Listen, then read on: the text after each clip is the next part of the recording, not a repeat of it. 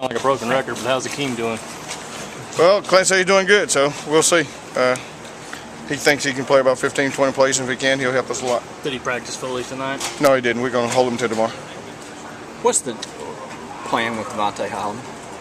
He'll play spur and play the dime linebacker spot in the dime package. Coach Spur suggested last night that he thought he might move just because Antonio played so well and might never come off the field. Have y'all thought anything along the same lines? Well, again, if we play as many plays as we played this past Saturday, we're going to need more than Antonio. Antonio got cramps, and that's why we moved Mario out there, so Devontae has a chance to play. Coach, it's a little bit of a relief, I guess, to be facing a more traditional offense this week instead of a real gimmicky one. Well, no question. Georgia's going to play smash mouth football. We're going to play action passion, throw it deep, and we got to accept that challenge. And it'll be good not to be spread out a lot, but again, you still got a chance to give a big plays if you're not sound in your coverages. How tough was the last 6 weeks on Devontae Holland, do you think? Well, I think it's real tough. I think a lot for a young man to go through. I think he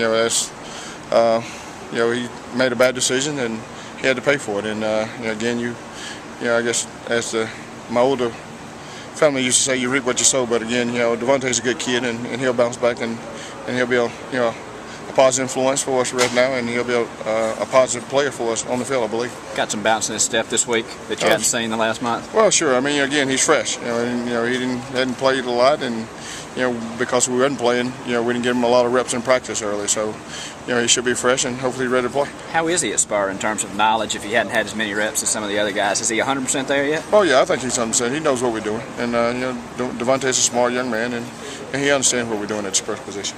Coach, talk about Stephon Gilmore's performance on Saturday night. Was it under par? Was it not up to par for your standards or his? Well, of course it's not up to par for his standard. Anytime you go over 2 jump balls and you're capable of making a play, and being the caliber player that Stephon is, you got to make those plays, and he knows it. And I fully expect Stephon to bounce back and have a great ball game this week. Do you feel like it was better execution on the offensive side, or was it really more of a mistake on his part? Well, it became down to a technique, especially the first touchdown. He should have looked for the ball earlier, and he didn't, and then he looked at the last second, and now the ball's up on you. So he knew he made the mistake. He talked about when he came to the sideline, and then he just got too far to the top of the second play and missed time to jump. But you saw him the third time they threw the same jump ball at him, and he went up real high. He attacked the ball in there, and so he knows what he got to do.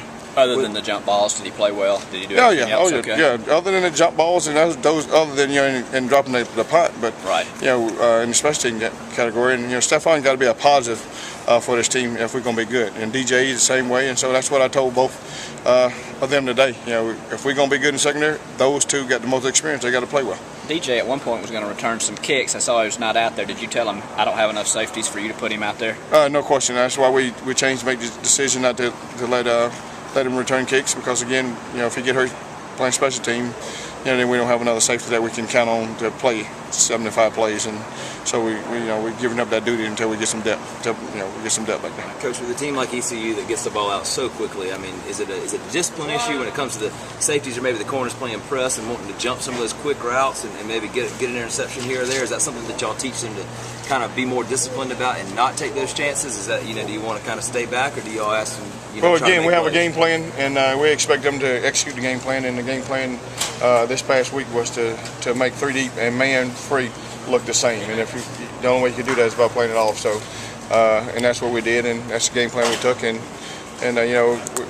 other than a few plays down the field, I thought we played okay, and we did a good job of tackling them when they made the catches, and then but giving up the couple of big pass plays and on DJ, and then the jump balls with Stephon, made it look a little worse. Would you say, other than the short field that they had off the turnovers, you're fairly pleased with the secondary? Well, we got a lot of work to do. I mean, we by no means are anywhere close to where we want to be, but in the tradition of the history of football, I think you see the most improvement from your first game to your second, and we got to definitely improve a lot if we're going to be the caliber team that we plan on being. How much of a challenge will Aaron Murray and his receivers be this weekend? It'll be a great challenge. Aaron got a strong arm, they got speed at receivers, and got a great tight end that can get down the field and catch the ball. So we got a big challenge here.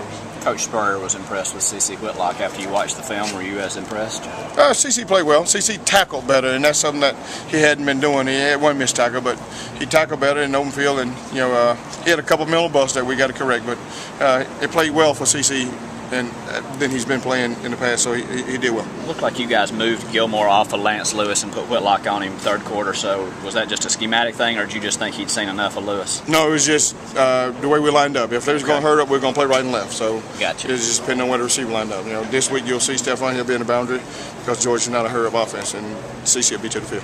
Thank you, sir.